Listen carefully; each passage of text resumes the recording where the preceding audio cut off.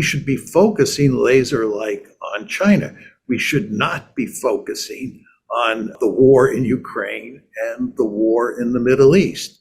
But it was through our foolish policies in the past that we failed to prevent these two wars from breaking out and got ourselves deeply involved in both of them to the detriment of American foreign policy.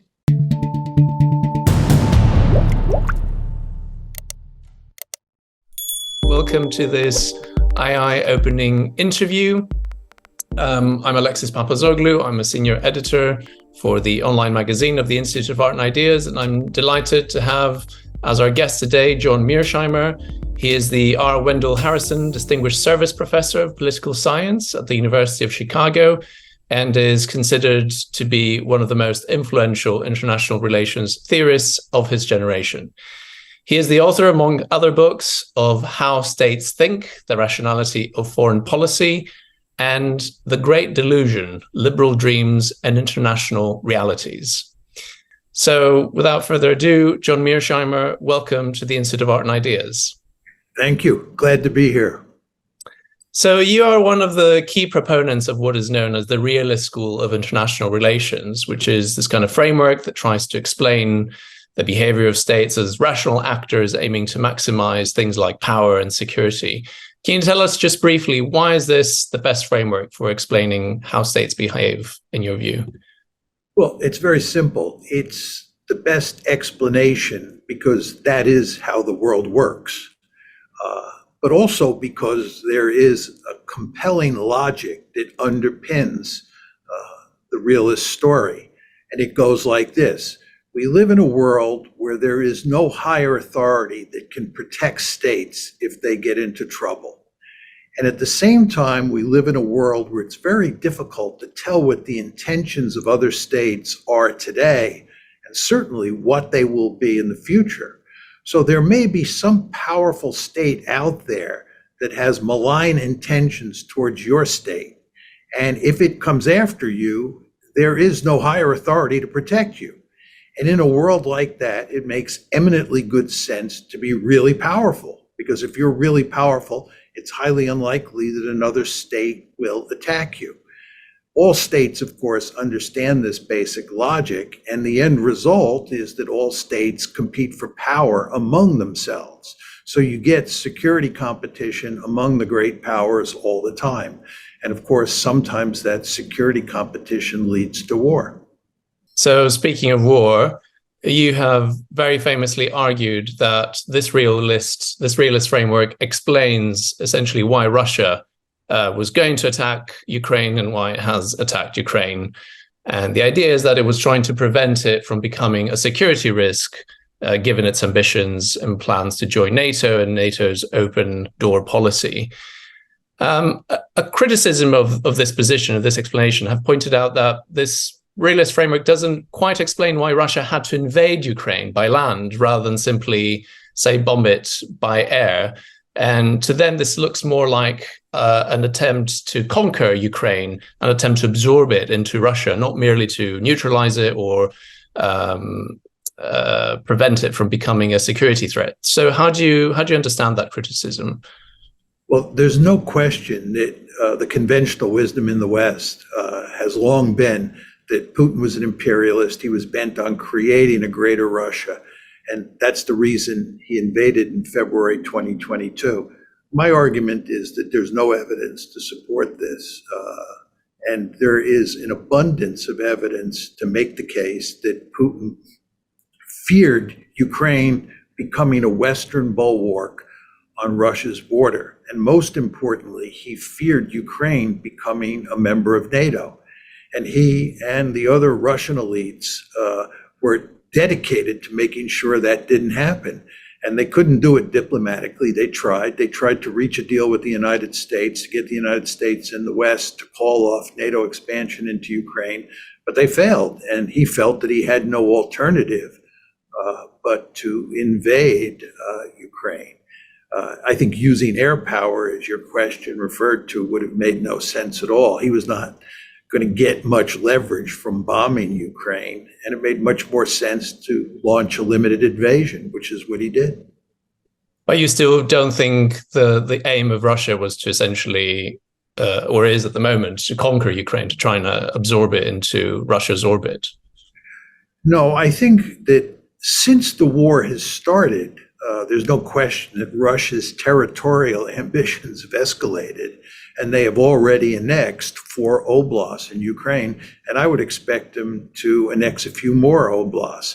I don't think they're going to try to conquer all of Ukraine. I think Ukraine will remain as a sovereign state, but there's no question that it'll be a dysfunctional state. And that's Putin's goal, to turn Ukraine into a dysfunctional state, a dysfunctional rump state, as I like to say, so that it's no threat to Russia. I mean, another criticism of this approach, and one that tries to point to some evidence that maybe Putin was interested in conquering Ukraine, is this famous essay that Vladimir Putin published in July of 2021 called "On the Historical Unity of Russians and Ukrainians." And some analysts have seen this as a sort of underlying motivation for why Putin invaded Ukraine, and a telling sign that this was indeed intended as a war of conquest, not just a sort of hit and run job, as it were. So why do you think the realist framework sort of underplays dramatic declarations of ideology by political leaders like this when trying to explain their behavior and how they act?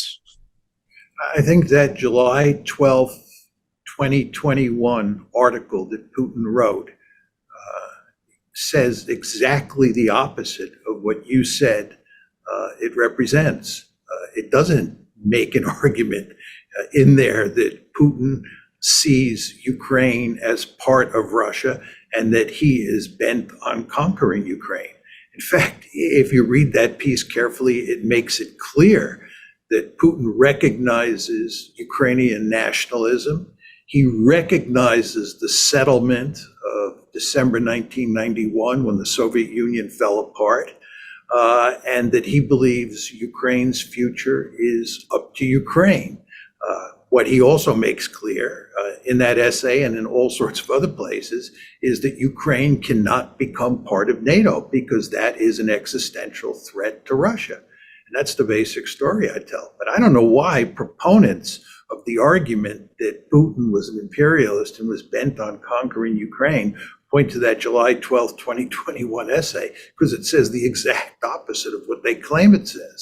Okay, that's an interesting disagreement, I guess.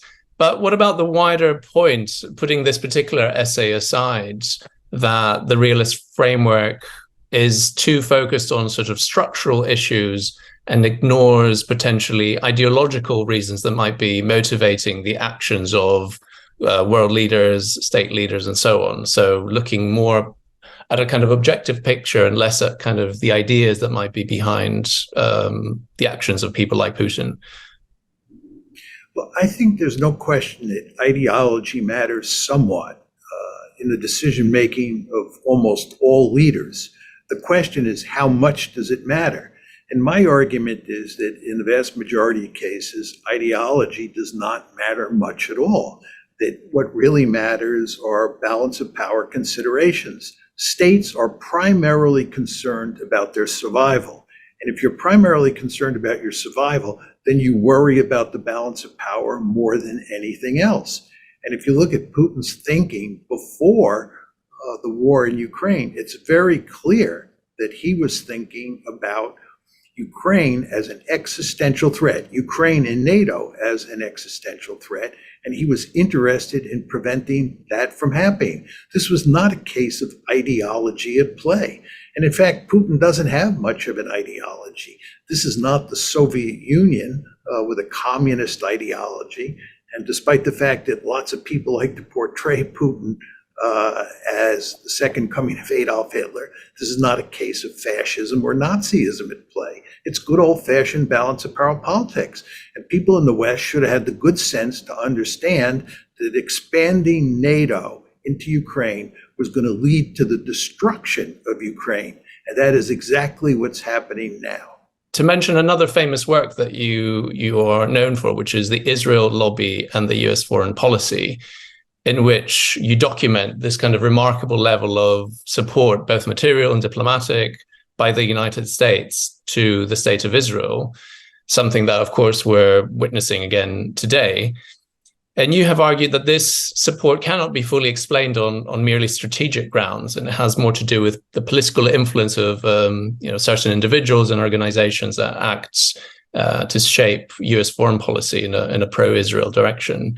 So is this not a kind of falsification of your own realist thesis, in the sense that this is proof that states don't always behave merely in accordance with their power and security interests, but they can be influenced by ideologies or particular people that capture power?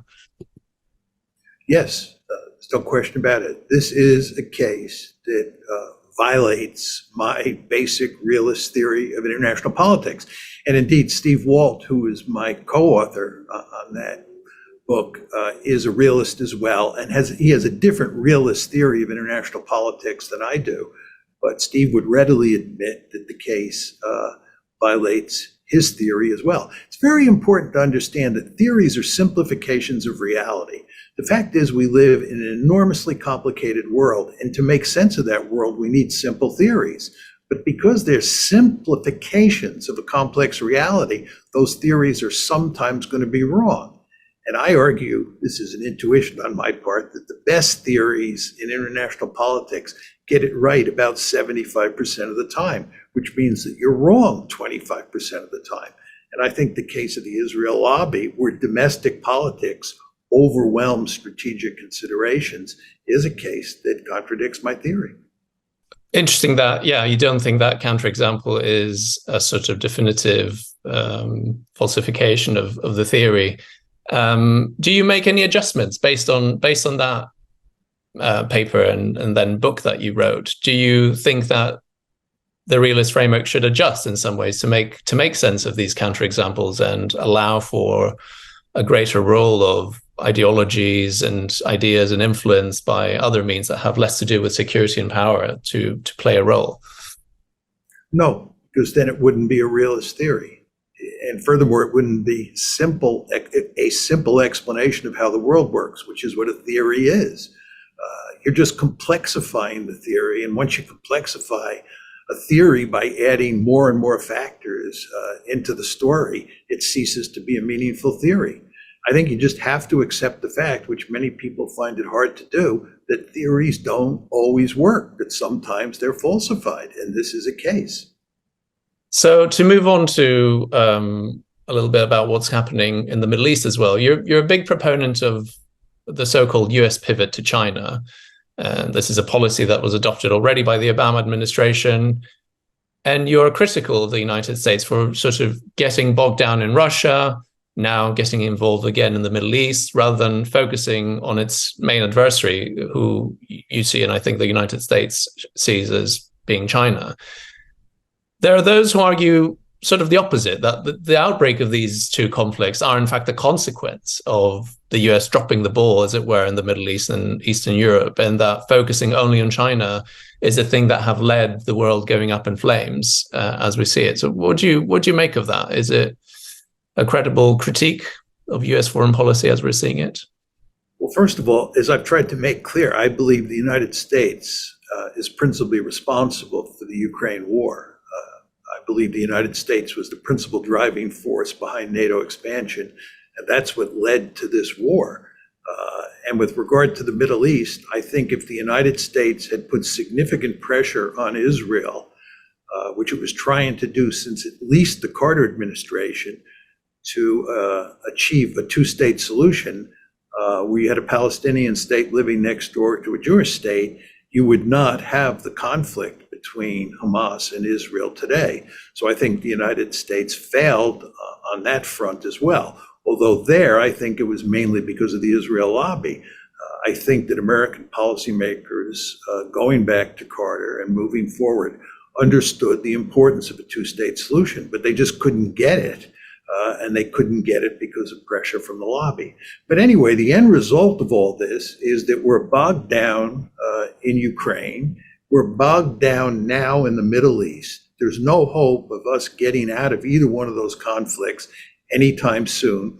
And this is preventing us from fully pivoting to Asia to deal with a threat that really matters. There's no question that China is the principal threat to the United States today. It is a peer competitor, and we should be focusing laser-like on China. We should not be focusing on the war in Ukraine and the war in the Middle East. But it was through our foolish policies in the past that we failed to prevent these two wars from breaking out and got ourselves deeply involved in both of them to the detriment of American foreign policy. So you mentioned the two-state solution there about sort of Israel, Palestine. Why do you think this solution hasn't happened, given that, as you see it and some others see it, it would be the best guarantor of the security of Israel? And so, again, if we follow the realist framework, a rational state should be pursuing it. And instead, Israel has been sabotaging it for, decades. So why do you think this is? How do you end up explaining it through, again, your kind of IR framework? Well, I think in the case of the two-state solution, there are certainly some Palestinians who were not interested in that outcome for sure. And to begin with, Yasser Arafat was in that category, but he eventually changed his thinking on the matter and became committed to a two-state solution. And Mahmoud Abbas, who is his successor, and now basically runs the Palestinian Authority in the West Bank, is committed to a two-state solution. So there are Palestinians, and there have been for a long time, Palestinian leaders who are committed to the two-state solution. It's been very difficult to get the Israelis to agree to a two-state solution. I think there was only one time where that happened, and that was with Ehud Barak, and that surrounded the very famous Camp David meeting in 2000. But I think even there, in that one case, the Israelis were not willing to go all the way and give the Palestinians a meaningful state of their own. And since 2000, there has been little interest in a two-state solution in Israel, and the government now has a great interest, if anything, in trying to prevent a two-state solution. So even if the United States pushes hard, it's going to run into a tremendous amount of resistance.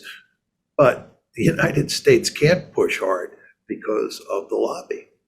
So do you see this resistance on the part of Israel as rational? Like, would it be perhaps more of a security threat if it did have another state on its borders, potentially hostile with more infrastructure and so on, potentially a military, than the situation we have now? Or and if that isn't the case, what's preventing it at the moment from seeing that as a possible solution? Is it ideology again getting in the way? Well, I think, in the past, you could make the case it was largely ideology, that Israelis wanted a greater Israel. They wanted an Israel that included the West Bank and Gaza. I think now the real problem is the security problem that you described. It's hard to imagine, given the war that's taking place and given what happened on October 7th, that the Israelis would be willing to countenance creating a Palestinian state on their border. Israel, after all, is a very small country, and putting a Palestinian state right on its border, when that Palestinian state might have aggressive intentions, is really not in the card. So I think we have a situation here where the possibility of a two-state solution, which I think was very real in the past, is no longer a realistic outcome. I just wanted to ask you about what I see sometimes as a tension in your approach. So sometimes you use the realist framework to sort of describe what is going on the ground, why states are behaving in certain ways. And then other times, like when you criticize the United States for, not directing its full attention to China and instead having its involvement with Russia and now in the Middle East, you seem to use the realist framework not as a tool to explain what's going on, but as a tool as a guide for saying what should be happening. So as a normative tool to say the US should be doing this, should be doing that, it should be pursuing its security interests in this way. So how do you negotiate this kind of tension? Is the realist framework good for describing things, or is it good for prescribing how states should behave? That's a great question. The answer is it's good for both. As I said before, no theory gets it right all of the time. And that means that states sometimes do not act according to basic realist logic, or at least according to John's realist logic. And I, of course, think that's a mistake, that it would make good sense for states to always operate according to realist logic. But the fact that they don't always do that, remember I said before, I thought that, and this is an intuition on my part, that roughly 25% of the time states don't act according to realist logic. I think, therefore, it makes sense to argue that states should do this or should do that if they're not acting according to realist logic. So it is both an explanatory theory and a normative theory. Someone might say that that's a bit like cheating, though, because on the one hand, if as a social scientist you're trying to describe reality, and then you have a theory, you put it forward, and sometimes it doesn't behave, reality doesn't behave like you predict, then you just turn around and say, well, that's reality's fault. Reality should be behaving according to my theory. What do you say to that? No, I think that's just the way the world works. I mean, that's the way social science works. You're saying that somebody should come up with a theory that explains every case. You're saying, in effect, that a theory should be a perfect explanation of how the world works. There's no social science theory, whether you're talking about economics or political science or sociology, that's going to fit that description. Remember, the world is an incredibly complicated place, and theories are simplifications of reality. You leave out certain factors when you craft a theory, and sometimes those factors that you leave out really matter. And your theory in those cases is falsified. But that's just the way social science works. There's no way that anyone can come up with a theory that explains every case. Before, you were talking about adding more factors like domestic politics and ideology and so forth and so on to my theory. But as I said then, as I'll say again, you no longer have a theory once you do that, because theories are simple descriptions of reality. And when they become complicated explanations, they don't become explanations, they're just descriptions. Well, John Mearsheimer, thank you very much.